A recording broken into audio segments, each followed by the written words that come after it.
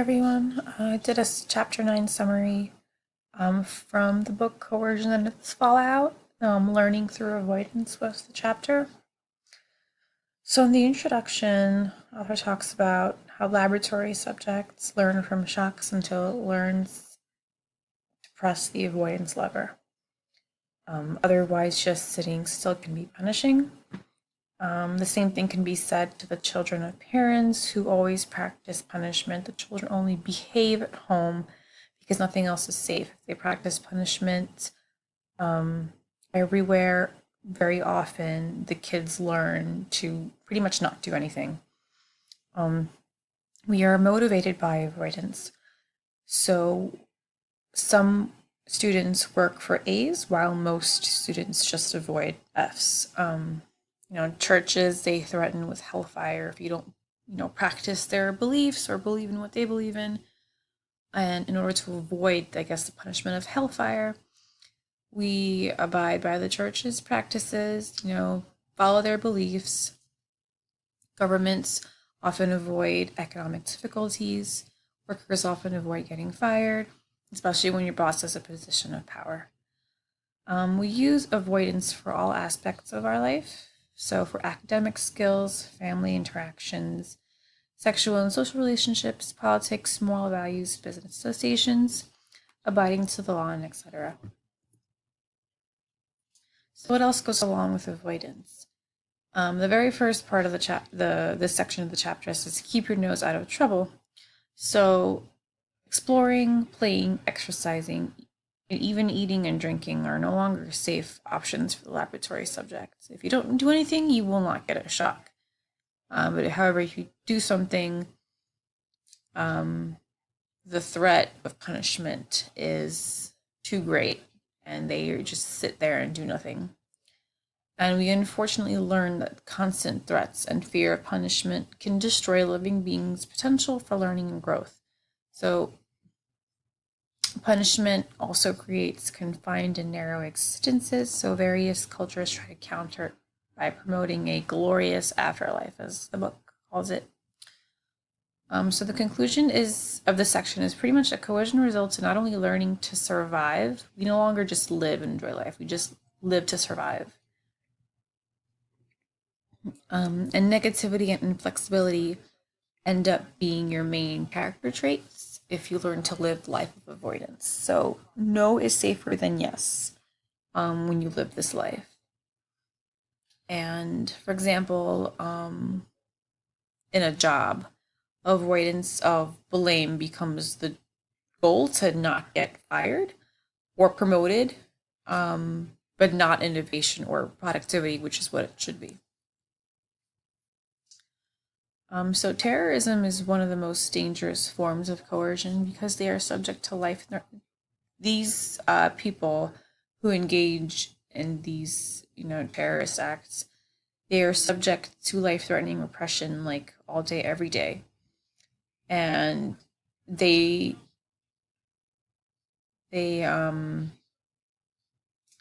cope with the situation is they force others to press the avoidance lever by threatening to take everything they have. So all they know is repression, so that's what they give out to the world. What makes them really dangerous is that they believe that they have a glorious afterlife, so they behave like they have little to lose, often destroying themselves in the process of carrying out their punishments. Aside from terrorism, we take part in social coercion by keeping those unlucky enough to have been impoverished in line. We impoverish ourselves in the process.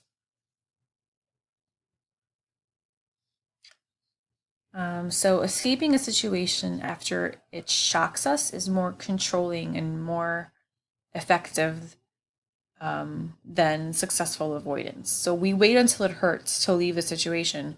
One major example that the book uses is the health system.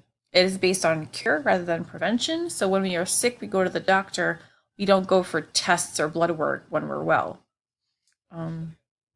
We can learn avoidance by following the rules, even if we did not experience the feared event. So the hot stove example that they use, if a child wants to touch a hot stove or is almost going to touch a hot stove, the warning from the parents should be enough for the child not to touch it.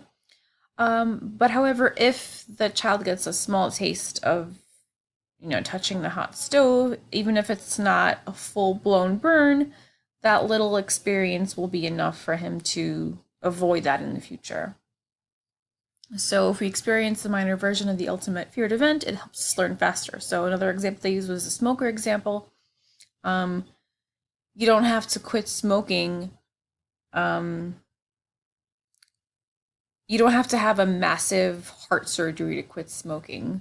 All you need is like a minor, I think it said minor heart attack, and that should be enough to stop the smoking. A major instance of slow learning for our society is the nuclear destruction. Since no one experienced the destruction of humanity, it is difficult to learn from this shock. No one's fully experienced it, so we often feel like, because nobody went through it, then we're not going to go through it, and they continue to make these instruments of mass destruction. And because we haven't fully learned from this, the threat is still alive as long as they keep being produced. So this continues into this slide. Because we went so long without such a shock, the horrors of Hiroshima and Nagasaki fails to remind us of what can occur as a result of nuclear destruction. Another example of slow learning is the attitude that we are indestructible. It can't happen to me.